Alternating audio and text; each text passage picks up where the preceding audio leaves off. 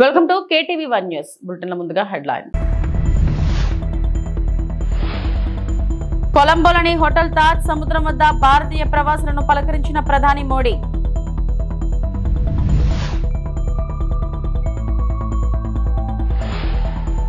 రాజమహేంద్రవరంలో ఆకట్టుకుంటున్న రాష్ట్ర స్థాయి చిత్రకళా ప్రదర్శన.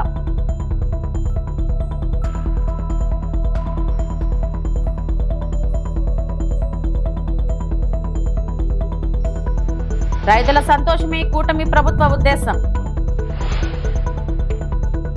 శ్రీలంకలోని కొలంబోలోని హోటల్ తాజ్ సముద్రాన్ని సందర్శించిన సందర్భంగా ప్రధానమంత్రి నరేంద్ర మోడీకి భారతీయ ప్రవాసుల నుండి సాదర స్వాగతం లభించింది.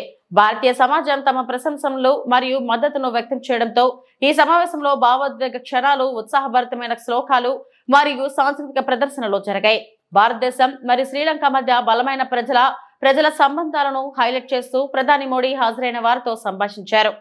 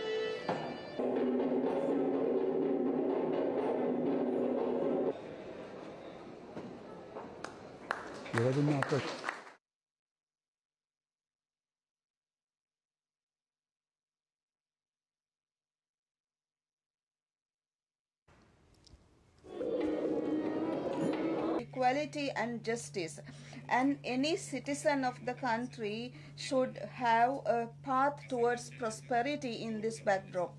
So as historical friends and neighbors, we should work together to develop a prosperous future for our countries and the peoples. At this moment we can see a lot of people-centric reformations. I would like to express my appreciation to Honorable Prime Minister Narendra Modi and his delegation for undertaking a visit in Sri Lanka. Thank you very much. And now would like to call upon His Excellency Sri Narendra Modi, the Prime Minister of the Republic of India, to kindly join His Excellency Anur Kumar Dissanayake for the conferment of this Mitra Vibhushana Award.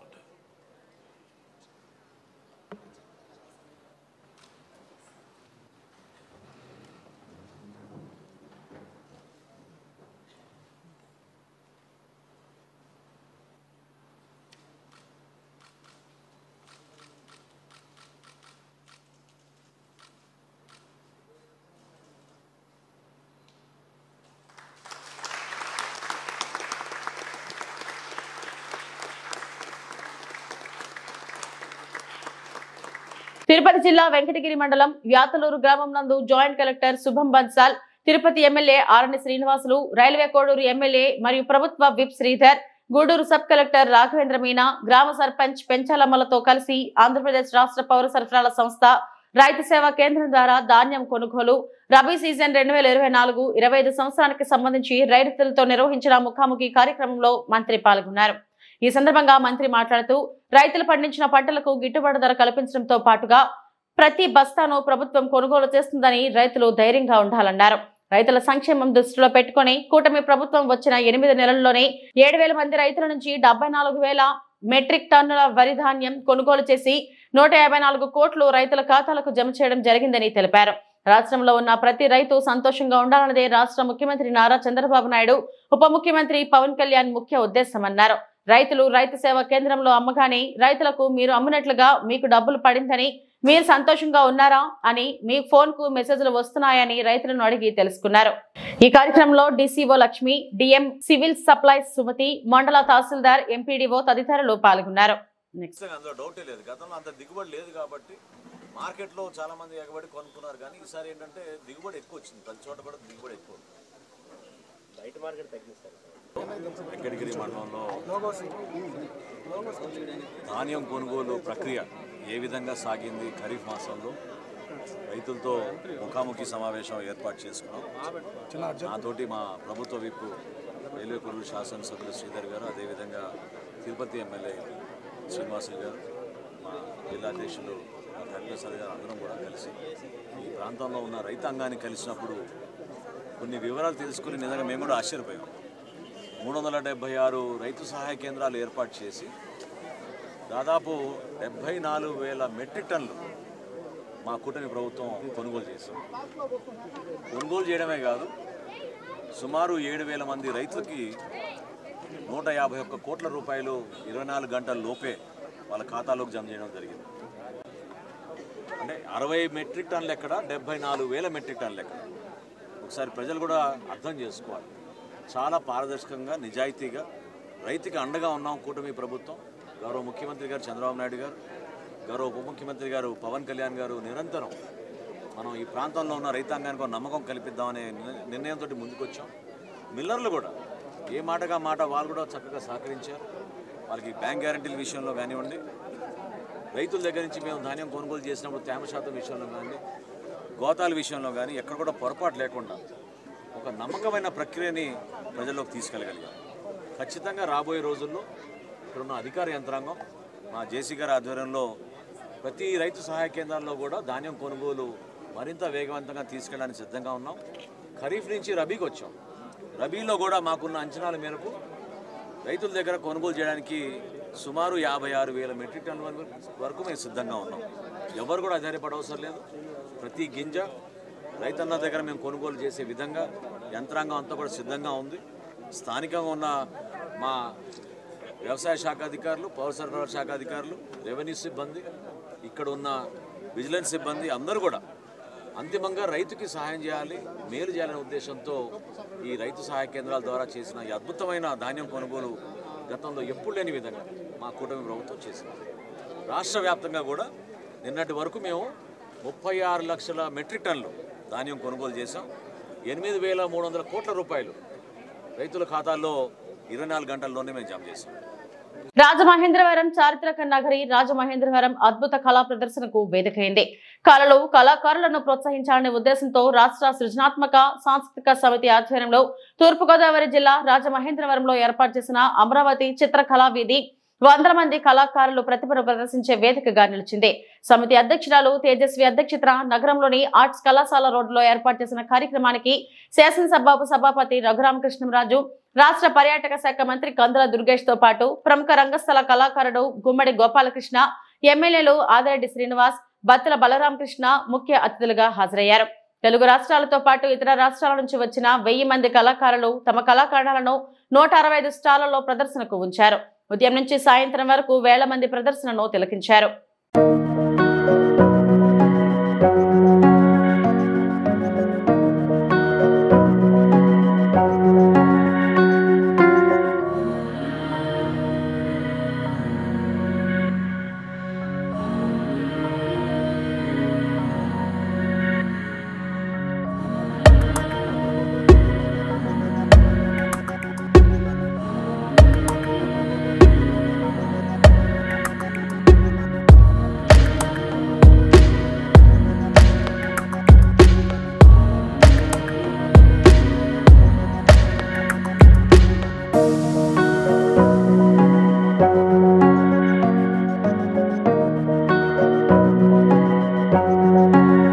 ఇది కళలకి ప్రోత్సాహం ఇచ్చేటువంటి ప్రభుత్వం అనేటువంటి మాటని మీకు తెలియజెప్పదలుచుకున్నాం.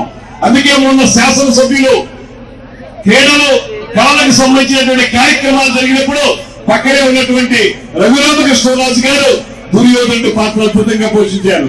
అదేవిధంగా నేను కూడా మన రాజమండ్రి ఖ్యాతి ఇనుమడింపజేసేలాగా బాలచంద్రుడు పాత్ర పోషించేటువంటి మాటను కూడా మీకు మనం చేస్తూ కళలకి కళ చేయనటువంటి ఈ రాజమండ్రిలో ఈ చిత్రకళ వీధి పేరుతోటి ఏర్పాటు చేసినటువంటి ఈ కార్యక్రమాలు మీరందరూ కూడా తిలకించండి. చాలా మంది చిత్రలేఖకులు అందరూ వచ్చి ఇక్కడ వాళ్ళందరి యొక్క ప్రదర్శనలు మనకు అందిస్తా ఉన్నారు. వాటిని గమనించండి, ప్రోత్సహించండి.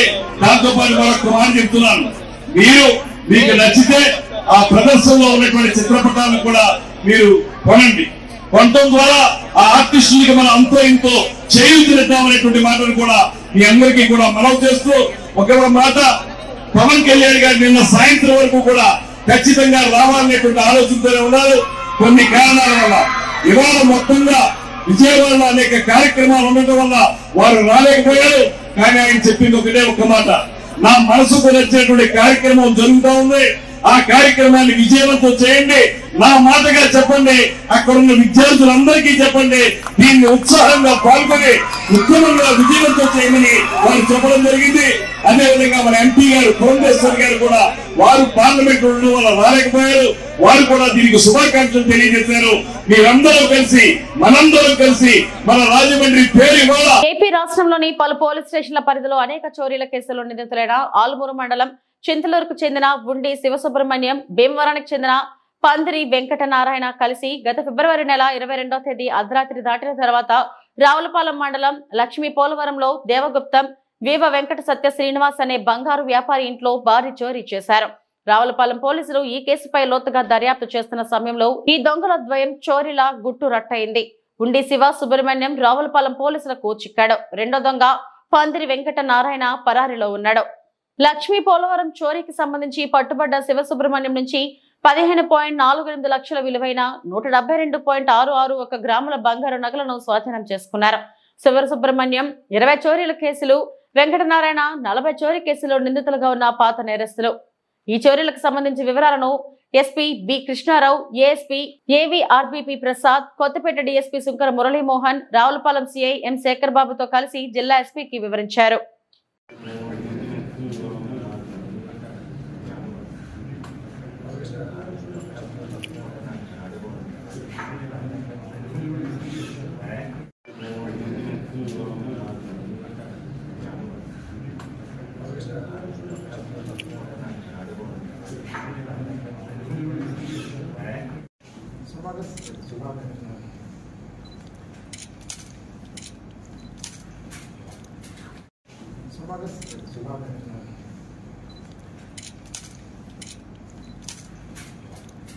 ప్రాపర్టీ ఆఫెన్స్ మనకి లక్ష్మీ పోలవరం విలేజ్ లో జరుగుతుంది.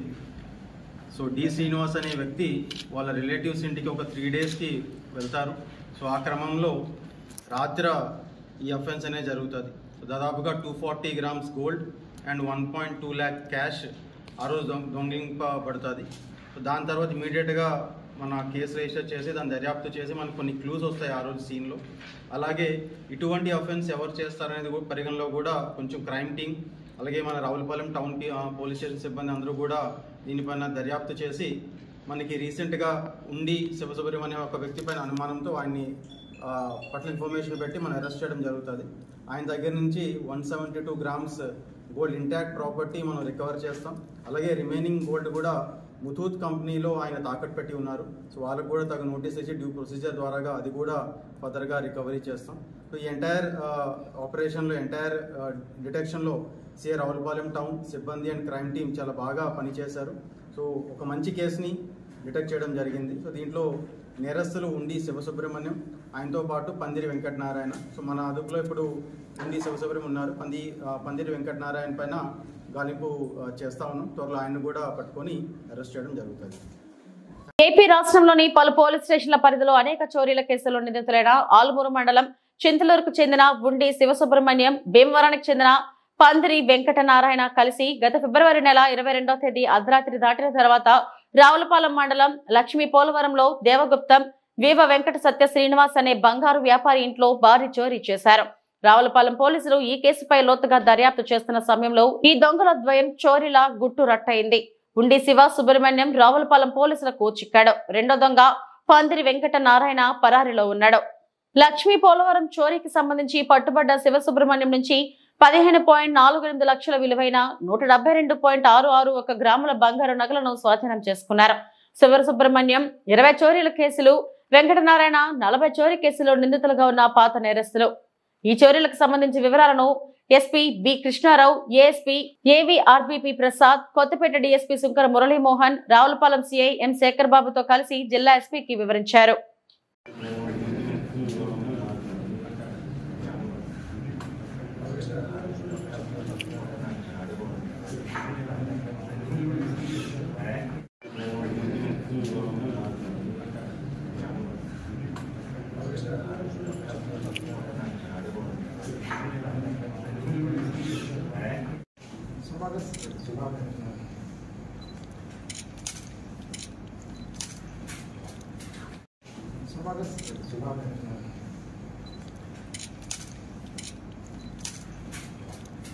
ప్రాపర్టీ ఆఫెన్స్ మనకి లక్ష్మీ పోలవరం విలేజ్లో జరుగుతుంది.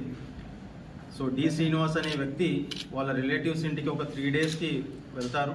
సో ఆ క్రమంలో రాత్రి ఈ అఫెన్స్ అనేది జరుగుతుంది. సో దాదాపుగా 240 grams gold and 1.2 lakh cash ఆ రోజు దొంగిలింపబడుతుంది.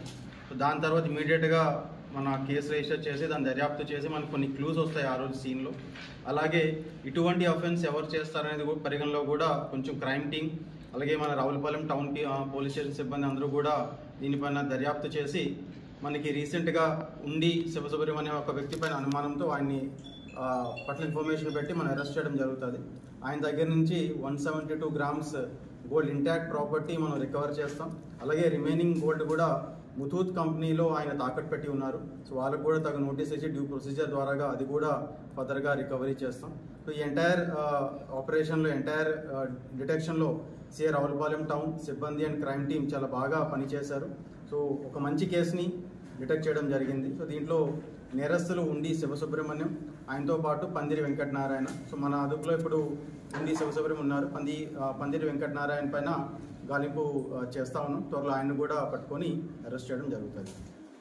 దళితుల ఆశాజ్యోతిగా అణగారిన వర్గాల అభ్యుదయం, హక్కులు, అంటరాని వారి శ్రేయస్సు కోసం తన జీవితాన్ని అంకితం చేసిన బాబు జగజ్జీవన్ రావు ఆశయాలను, జీవితాన్ని నేటి యువత ఆదర్శంగా స్ఫూర్తిగా తీసుకుని ముందుకు సాగాలని జిల్లా జాయింట్ కలెక్టర్ టి నిశాంతి పిలుపునిచ్చారు.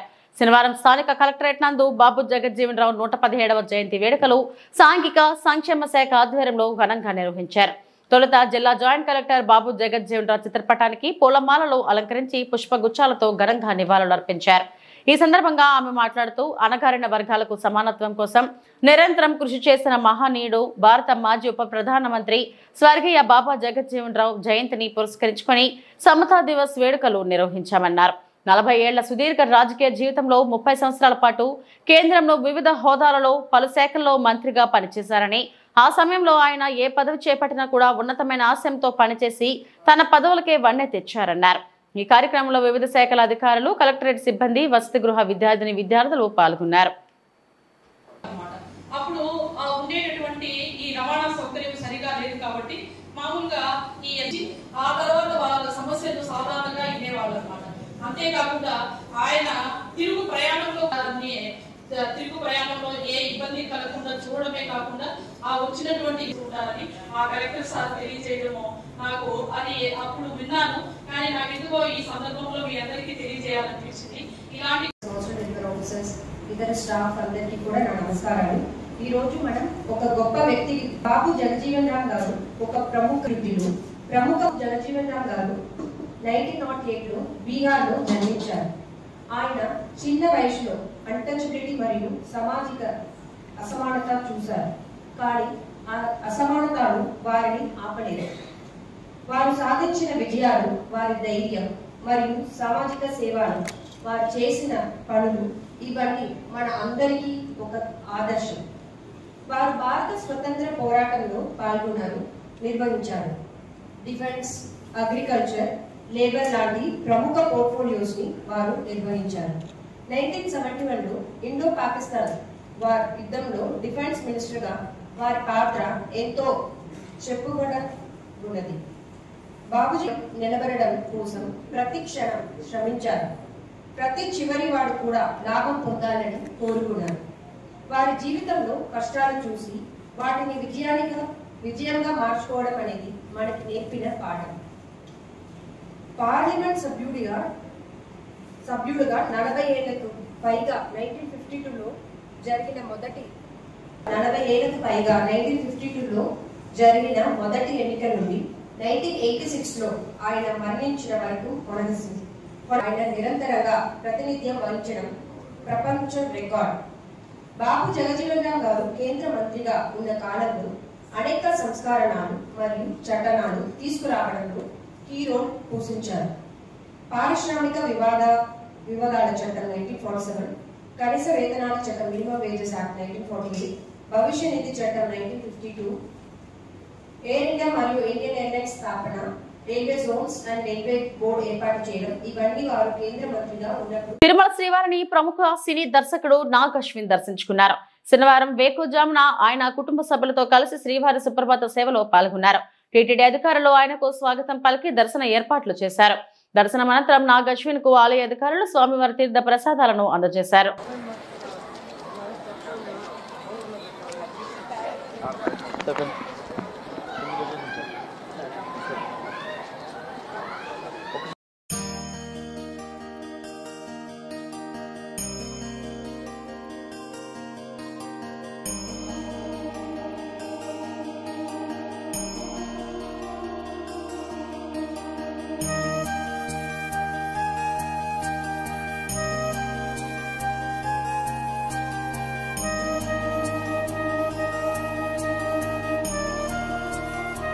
ఫ్యామిలీ తోటి తిరుమల వచ్చాము. దర్శనం చాలా బాగా జరిగింది.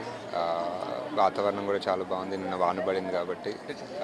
సో అంతే అండి. జస్ట్ అందరికీ, మాకు ఫిల్మ్ ఇండస్ట్రీకి, జనరల్కి అందరికీ మంచి రోజులు ఉండాలని కోరుకున్నా. అంతే.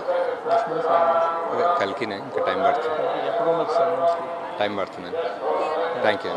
శ్రీకాళహస్తిలో వ్యభిచారం గుట్టురట్టు. శ్రీకాళహస్తిలో గురువారం వ్యభిచారం నిర్వహిస్తున్న ఓ లాడ్జిపై పోలీసులు మెరుపుదాడులు నిర్వహించారు. పట్టణంలోని తేరు వీధి, సూపర్ బజార్ కూడల వద్ద ఓ లాడ్జిలో వ్యభిచారం నిర్వహిస్తున్నారన్న పక్కా సమాచారం మేరకు వాంటాన్ పోలీసులు ఈ దాడులు చేశారు. ఇందులో భాగంగా 5 అమ్మాయిలు, 2 బిడ్డలను అదుపులోకి తీసుకున్నారు. పూర్తి వివరాలు తెలియాల్సి ఉంది.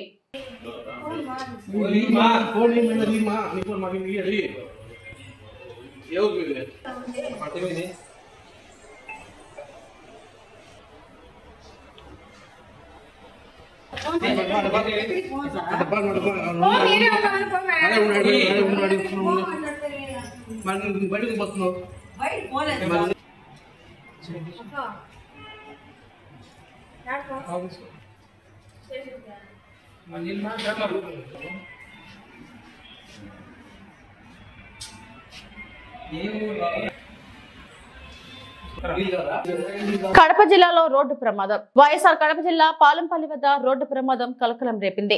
ఎర్రగడ్డలతో వెళ్తున్న ఓ లగేజీ ఆటో అకస్మాత్తుగా అదుపు తప్పి బోల్తా పడింది. ఈ ప్రమాదంలో ఆటో డ్రైవర్ కు గాయాలు కాగా స్థానికుల సమాచారం మేరకు 108 ఎమర్జెన్సీ వాహనం చేరుకుని అతని కడప రిమ్స్ ఆసుపత్రికి తరలించింది. ప్రస్తుతం డ్రైవర్ పరిస్థితి స్థిరంగా ఉందని వైద్యులు తెలిపారు. అయితే ఈ ప్రమాదానికి గల అసలైన కారణాలపై ఇంకా స్పష్టత రాలేదు. వేగంగా నడిపినట్టుగా ప్రాథమికంగా అనుమానాలు వ్యక్తమవుతున్నాయి. పోలీసులు సంఘటన స్థలానికి చేరుకుని దర్యాప్తు ప్రారంభించారు.